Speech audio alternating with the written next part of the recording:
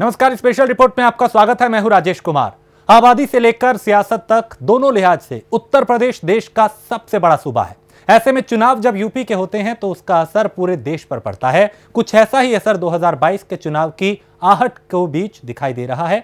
पार्टियां तैयारी कर रही हैं। ऐसे में सत्ता में काबिज बीजेपी की तैयारी पर सबकी नजर है और बीजेपी की तैयारियों को इस रिपोर्ट से समझिए।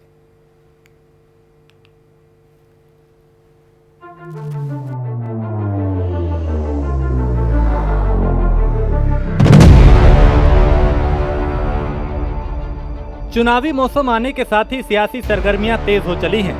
हलचल सूबे की राजधानी लखनऊ से लेकर देश की सियासत के केंद्र दिल्ली तक दिखाई दे रही हैं। और इस हलचल के बीच जिस पार्टी का नाम सबसे ज्यादा है वो प्रदेश की सत्ता में बैठी बीजेपी है, जिसके सामने अपना न सिर्फ दुर्ग बचाने की चुनौती है बल्कि 2017 के चुनाव से बेहतर प्रदर्शन करने का चैलेंज भी है।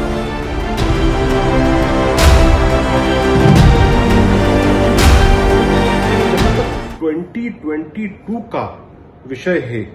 हमारा यह मानना है कि हम 2022 में 2017 के कंपैरिजन में बेटर प्लेस्ड है उत्तर प्रदेश भी, और उसके बहुत सारे कारण हैं। यदि आप शॉर्ट में पूछना चाहते हैं कि सबसे प्रमुख कारण क्या है, तो सबसे बड़ा कारण है कि उत्तर प्रदेश में जिस प्रकार से गुंडा राज और माफिया राज का खात्मा किया गया, उसने उत्तर प्रदेश की छवि पूरे देश में अच्छी की है।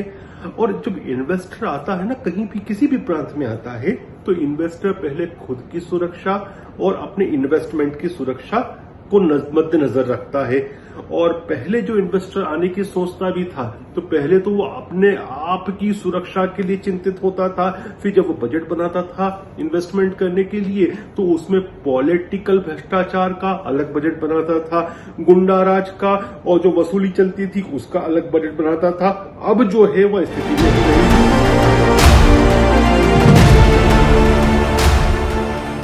प्रदेश की सत्ता में 4 साल पूरी कर चुकी बीजेपी गुंडा राज से लेकर भ्रष्टाचार तक को खत्म करने का दावा करती दिखाई दे रही है। दावों की फहरिस्त में बीजेपी ने प्रदेश में इन्वेस्टमेंट बढ़ाने की बात भी कही है।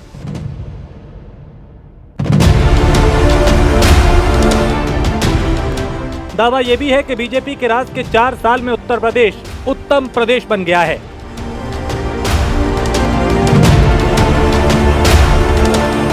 प्रदेश की उपजाऊ धरती अब इन्वेस्टमेंट को भी आकर्षित करती है, अब टूरिस्ट को भी आकर्षित करती है।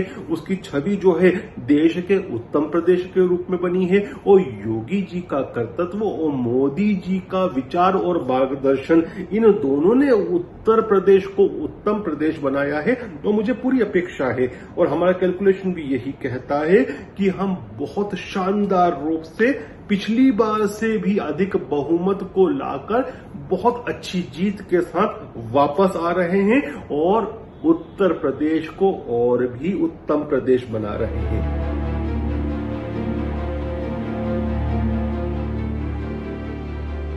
जाहिर है बीजेपी 2021 की लड़ाई में अपने 4 साल के काम गिनाएगी, विकास के नाम पर वोट की उम्मीद जताएगी। लेकिन देश के सबसे बड़े सूबे उत्तर प्रदेश में एक बार फिर जीत के लिए बीजेपी को एक मजबूत फॉर्मूले की जरूरत होगी, क्योंकि 2022 के नतीजे 2024 की दिशा और दशा तय करेंगे।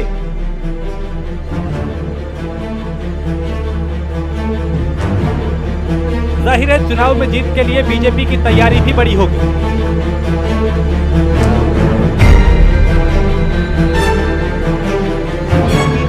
देश का भी इलेक्शन अब इतना कॉम्प्लिकेटेड हो गया है कि फार्मूला विद इन फार्मूला, यानी माइक्रो लेवल पे आपको देखना पड़ता है कि कहाँ क्या फार्मूला होगा।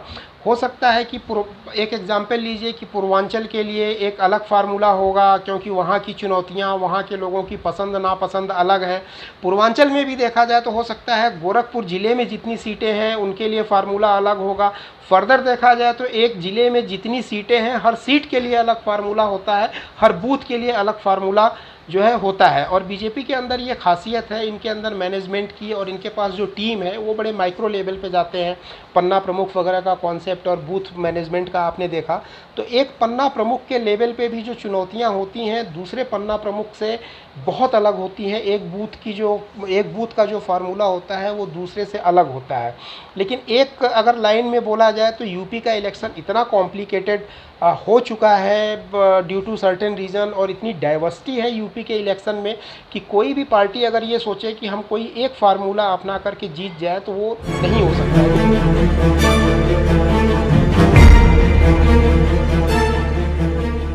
यूं तो उत्तर प्रदेश के चुनाव में अभी 1 साल का वक्त बचा है, लेकिन चुनाव की तारीख आने से पहले ही बीजेपी अपनी रणनीति को तैयार करने में जुटी है।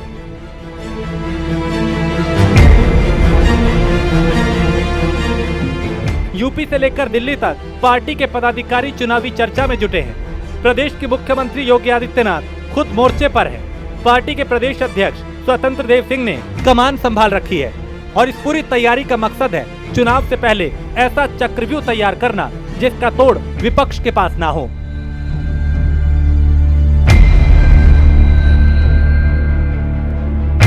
एक इंटीग्रेटेड स्ट्रेटेजिक फार्मूला जो होता है वो चीज़ बीजेपी अपनाएगी, और वो इसलिए भी अपनाएगी क्योंकि इनके पास टीम बहुत ज़्यादा है, टैलेंट इनके पास है, पूरी व्यवस्था है, एक proper management, modern management micro level का जो होना चाहिए। रिसर्च वगैरह ऑलरेडी इनके चलते रहते हैं, नब्ज वगैरह को ये लोग टटोलते रहते हैं। इनके साथ चलने वाले बहुत सारे संगठन हैं, तो सारे संगठनों को मिला करके और इंटीग्रेटेड वे में टूल्स एंड टेक्निक का प्रयोग करके, और फार्मूला भी इंटीग्रेटेड होगा। आप देखिएगा कि जब इलेक्शन आएगा तो बीजेपी का जो घोषणा पत्र होगा, जो मुद्दे होगा, डेफिनेटली वो एरिया वाइज भी स्पेसिफिक होगा और ओवरऑल यूपी के लिए भी होगा। फार्मूले में 2-3 पार्ट में फार्मूला बटा रहता है। एक तो होता है ओवरऑल स्टेट के लिए, ओवरऑल यूपी के लिए इनके मुद्दे क्या होंगे। उसके बाद फिर देखा जाएगा कि क्षेत्र विशेष के लिए मुद्दे क्या होंगे। जैसे पश्चिमांचल के लिए, वेस्टर्न यूपी के लिए अलग मुद्दा होगा।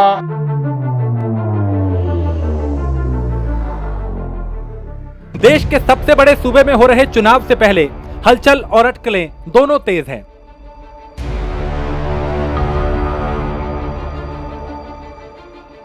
बीजेपी किसी भी लिहाज से यूपी के अपने दुर्ग को बचाकर रखना चाहती है, क्योंकि 2024 के नतीजे 2022 पर निर्भर करेंगे और उत्तर प्रदेश को बीजेपी अगर अपना मॉडल स्टेट बनाना चाहती है तो ये चुनाव जीतना बीजेपी के लिए सबसे जरूरी होगा।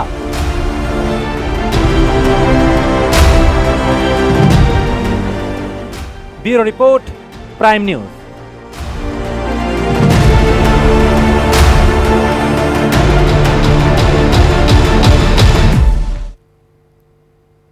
तो उत्तर प्रदेश में 2022 में होने वाले विधानसभा चुनाव के मद्देनजर सभी दलों ने अपने अपने स्तर पर तैयारियां तेज कर दी हैं। जहां कुछ छोटे दल दूसरे दलों के साथ गठजोड़ बढ़ाने की प्रक्रिया में जुटे हैं, वहीं कुछ अपने पुराने वजूद को धरातल पर मजबूत करने की रणनीति बनाने में लगे हैं। ऐसे में 2022 में होने वाले विधानसभा चुनाव के लिए समाजवादी पार्टी की क्या तैयारी है और किन चुनौतियों का पार्टी को सामना करना पड़ेगा, ये रिपोर्ट देखिए और समझिए।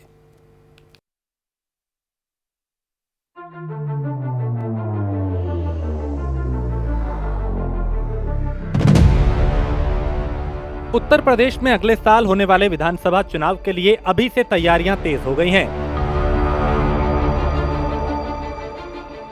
सपा के राष्ट्रीय अध्यक्ष अखिलेश यादव 2022 के चुनाव में बड़े दल की बजाय छोटे दलों के साथ गठबंधन बनाने की कवायद में हैं।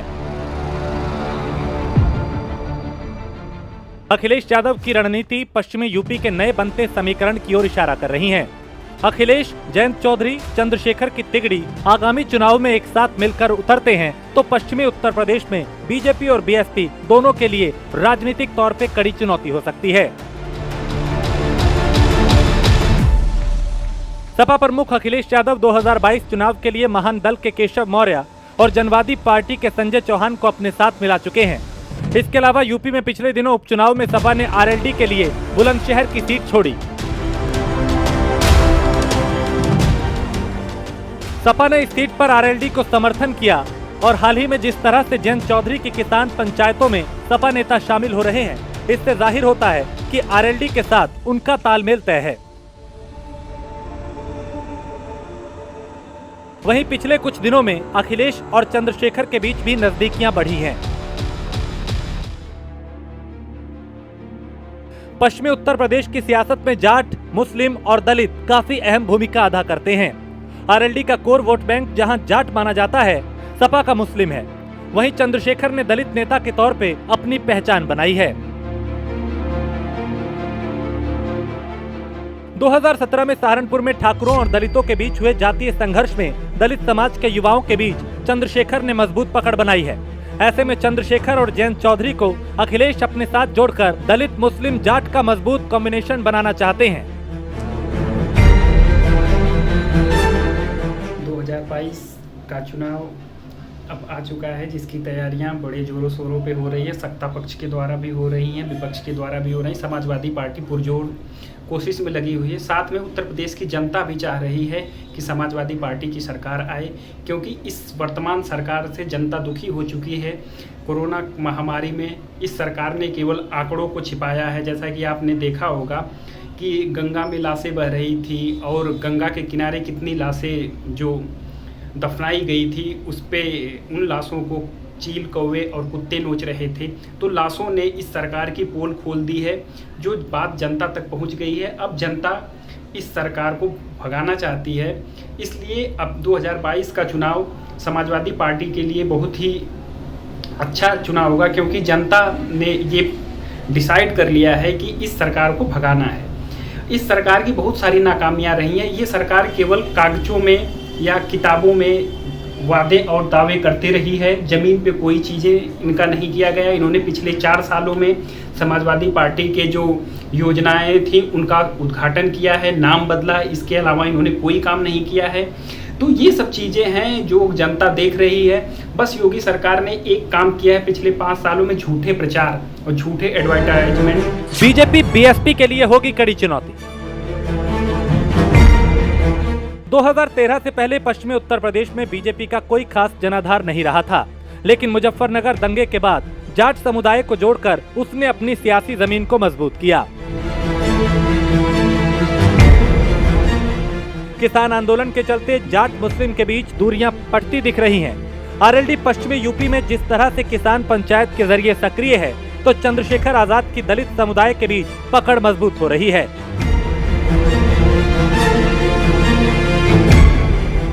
ऐसे में जयंत चौधरी, चंद्रशेखर और अखिलेश एक साथ आते हैं तो पश्चिमी उत्तर प्रदेश की तमाम छोटी छोटी जातियों के लोग उनके साथ जुड़ेंगे, जो बीजेपी के लिए ही नहीं बल्कि बीएसपी के लिए भी कड़ी चुनौती हो सकती है।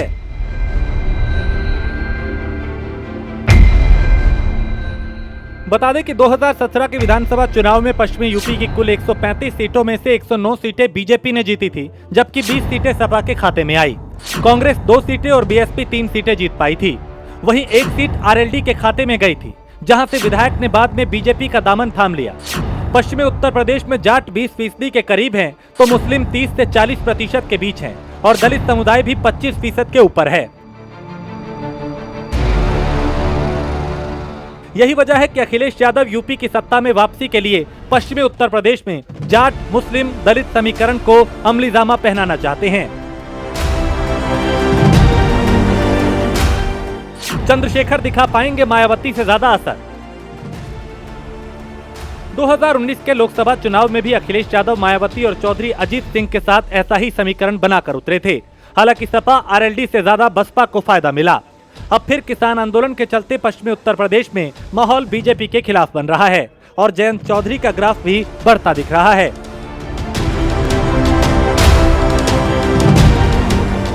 चंद्रशेखर आजाद जरूर दलित नेता के तौर पे उभरे हैं, लेकिन अभी तक ना तो उनकी राजनीतिक दिशा तय है और ना ही मायावती का विकल्प बन सके हैं। जयंत के आने से सपा को तो फायदा हो सकता है, लेकिन चंद्रशेखर के जरिए दलित वोटर आएगा, ये कहना थोड़ा मुश्किल है।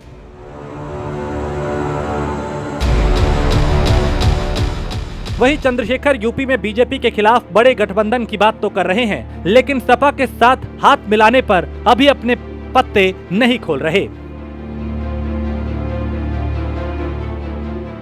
Bureau report, prime news.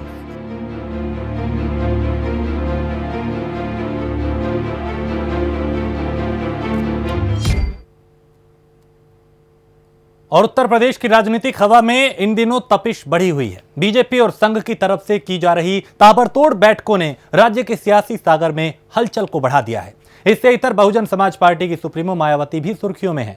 बीते लंबे समय से औपचारिक बयानों को छोड़ दिया जाए तो सूबे की राजनीति में मायावती की कोई खास उपस्थिति दर्ज नहीं हुई है। ऐसे में सवाल उठता है कि 2022 में होने वाले विधानसभा चुनाव में मायावती के सामने क्या क्या चुनौतियां होंगी। क्यों खामोश है मायावती? क्या है बीएसपी की रणनीति? पंचायत चुनाव को सेमीफाइनल मानकर यूपी की सभी पार्टियां अगले साल होने जा रहे विधानसभा चुनाव के लिए कमर कस रही हैं। लेकिन बीएसपी पर यह आरोप लग रहा है कि बीजेपी से उसकी अंदरूनी सांठगांठ है।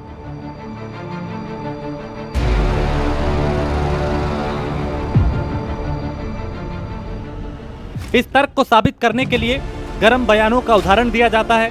तो बीजेपी को लेकर मायावती खामोश क्यों है? आखिर पार्टी 2022 के चुनाव के लिए क्या सोच रही है? ऐसे ही कई सवाल सियासी गलियारों में चर्चा का विषय बने हुए हैं।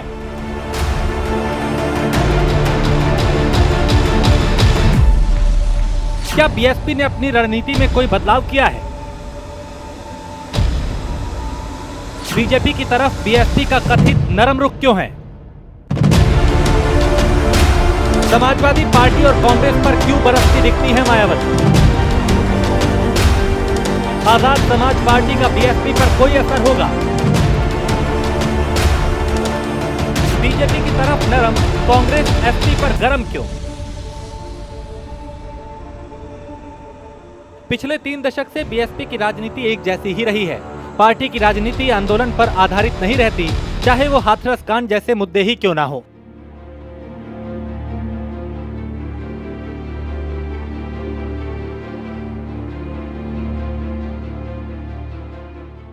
एक तरफ तमाम पार्टियां और नेता हाथरस पहुंचकर पीड़ित परिवार से मिलते दिखे, तो दूसरी तरफ मायावती और उनकी पार्टी की तरफ से प्रेस नोट या ट्वीट शेयर किया जाता और उनके जो अपने समर्थक हैं उनको इसी प्रेस नोट, प्रेस कॉन्फ्रेंस से मैसेज चला जाता।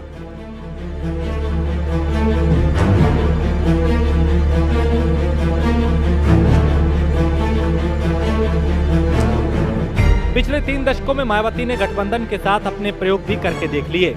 मुलायम सिंह यादव से समझौता कर फिर गठबंधन तोड़ देना, बीजेपी के साथ पहले गठबंधन और फिर अलगाव, इस तरह हाल ही में एसपी के साथ गठबंधन, ऐसे तमाम उदाहरण हैं जो बताते हैं कि मायावती समय के हिसाब से गठबंधन के प्रयोग करती हैं और इन प्रयोगों के आधार पर ही रणनीति भी तैयार करती हैं।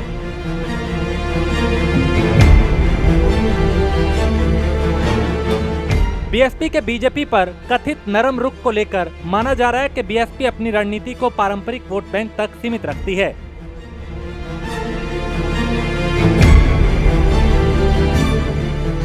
संगठन को मजबूत करने के लिए मायावती और उनकी पार्टी ये मानकर चलती है कि उनका सीधा मुकाबला बीजेपी से है।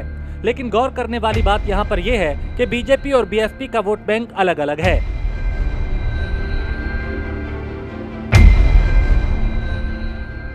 इसे इस तरह समझा जा सकता है कि 2019 के चुनाव में जब एसपी बीएसपी साथ लड़े तब भी बीएसपी की सीटें कम नहीं हुई।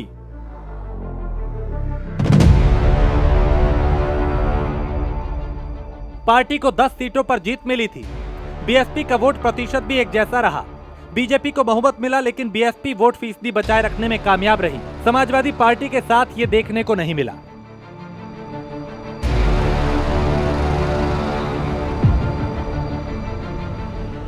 चुनाव में बीएसपी का वोट फीस 2019 लोकसभा चुनाव में 19.43%, 2017 विधानसभा चुनाव में 22.23%, 2014 लोकसभा चुनाव में 19.77%, 2012 विधानसभा चुनाव में 25.95%। अगर अगले चुनाव में चंद्रशेखर की पार्टी और बीएसपी के प्रत्याशी खड़े होते हैं तो जाहिर है वोट बटेगा। नौजवान चंद्रशेखर के साथ होगा और पारंपरिक वोट मायावती के साथ। मुस्लिम वोट बैंक भी बटेगा।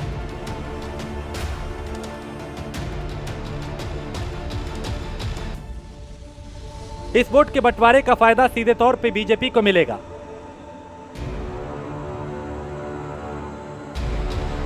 यूपी चुनाव में विपक्ष की स्थिति को समझते हुए बीजेपी का ये सोचना हो सकता है कि विरोध के जितने भी रास्ते हों वो पार्टी को जवाब देकर तवज्जो देती हैं, कांग्रेस पर निशाना साधती हैं। बीजेपी को ऐसा लगता है जितनी विपक्षी पार्टियां रहेंगी उसका फायदा पार्टी को मिल सकता है।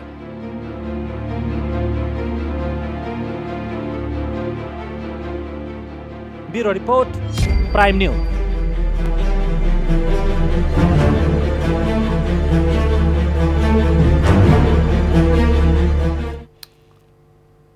और उत्तर प्रदेश कांग्रेस में संगठन के लिहाज से बदलाव की तैयारी चल रही है। इसे विधानसभा चुनाव में बेहतर परिणाम पाने की कवायद माना जा रहा है। इसके तहत प्रदेश में 3 से 4 नए कार्यकारी अध्यक्ष बनाए जा सकते हैं।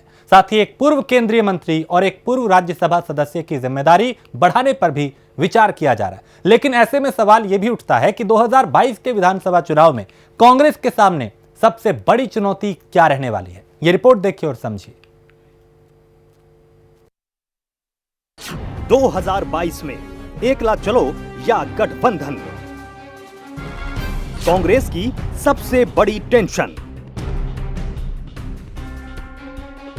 बिछने लगी बिसात, कौन किसके साथ।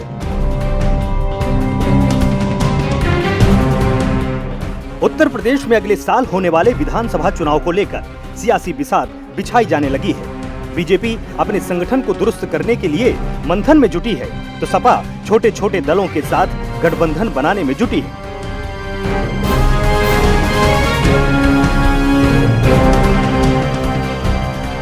वही कांग्रेस कश्मकश में फंसी हुई है कि कैसे प्रियंका गांधी की छवि और लोकप्रियता को बचाए रखा जाए, क्योंकि 2022 के चुनाव में पार्टी बेहतर नहीं कर पाई तो उसका सीधा असर प्रियंका गांधी पर पड़ेगा। ऐसे में कांग्रेस तय नहीं कर पा रही है कि वो अकेले या फिर गठबंधन के साथ चुनावी मैदान में उतरे।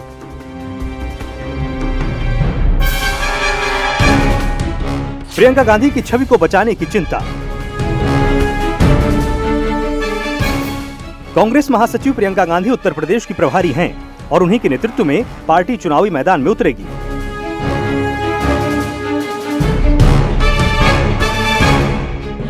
पिछले सालों से सूबे की योगी सरकार के खिलाफ वो मोर्चा खोले हुए हैं। ऐसे में कांग्रेस को चिंता है कि अगर उत्तर प्रदेश में कांग्रेस कुछ बेहतर नहीं कर पाई तो उसका सीधा असर प्रियंका गांधी की छवि और लोकप्रियता पर पड़ेगा।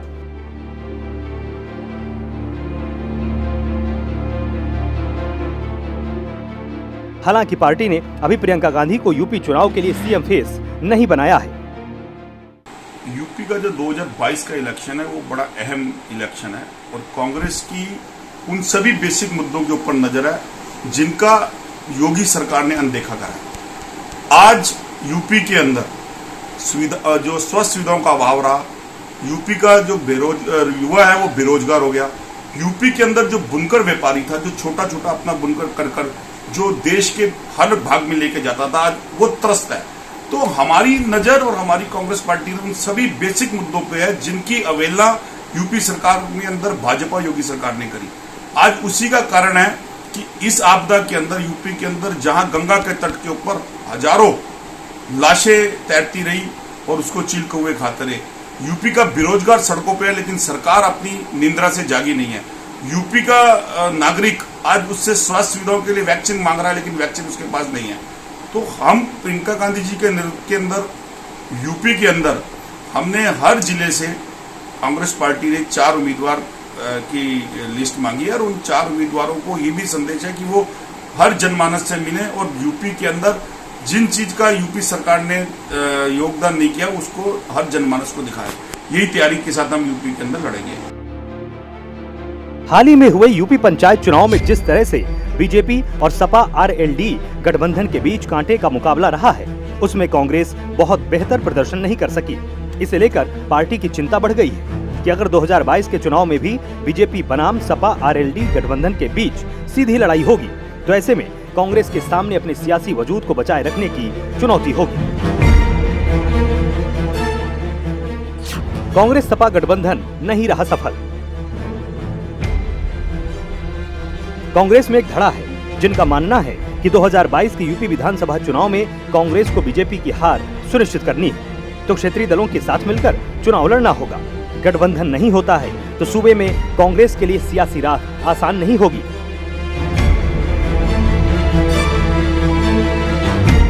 कांग्रेस के पास नहीं रहा बेस वोट बैंक।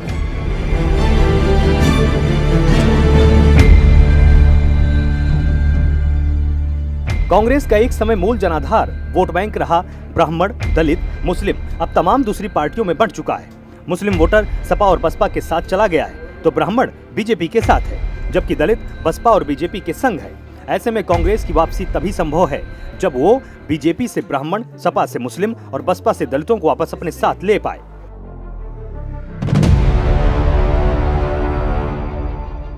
इन्हीं तीनों वोट बैंक को लाने के लिए प्रियंका गांधी तमाम जतन पिछले 2 सालों से कर रही हैं, लेकिन अभी तक सफल नहीं हो पाई।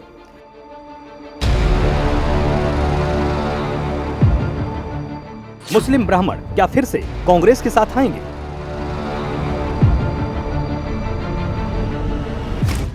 यूपी में मुस्लिम मतदाता अभी तक अलग अलग वजहों से अलग अलग पार्टियों को वोट करते आए।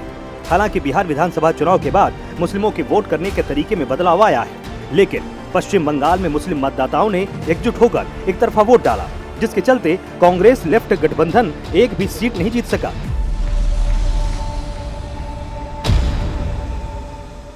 ऐसे में यूपी में भी मुस्लिम मतदाता एकजुट होकर किसी एक पार्टी को वोट दे सकते हैं। ऐसे में मुस्लिम मतदाता बीजेपी के खिलाफ उस पार्टी को वोट देंगे जो सरकार बनाने की स्थिति में दिखेगी।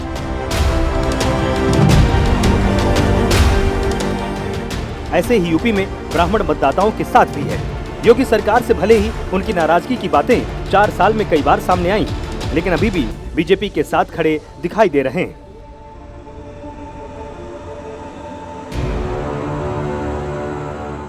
ब्राह्मण कांग्रेस में उसी स्थिति में लौटेंगे जब वो सरकार बनाने की स्थिति में दिखाई देगी। कांग्रेस फिलहाल ऐसी स्थिति में नहीं दिखाई दे रही है, इसलिए कांग्रेस कश्मकश में फंसी हुई नजर आती है।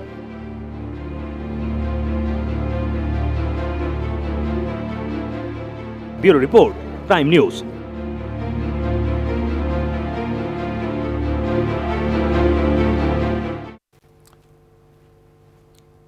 और इसी के साथ ही स्पेशल रिपोर्ट में फिलहाल इतना ही। देश प्रदेश की बाकी खबरों के लिए आप देखते रहिए प्राइम न्यूज।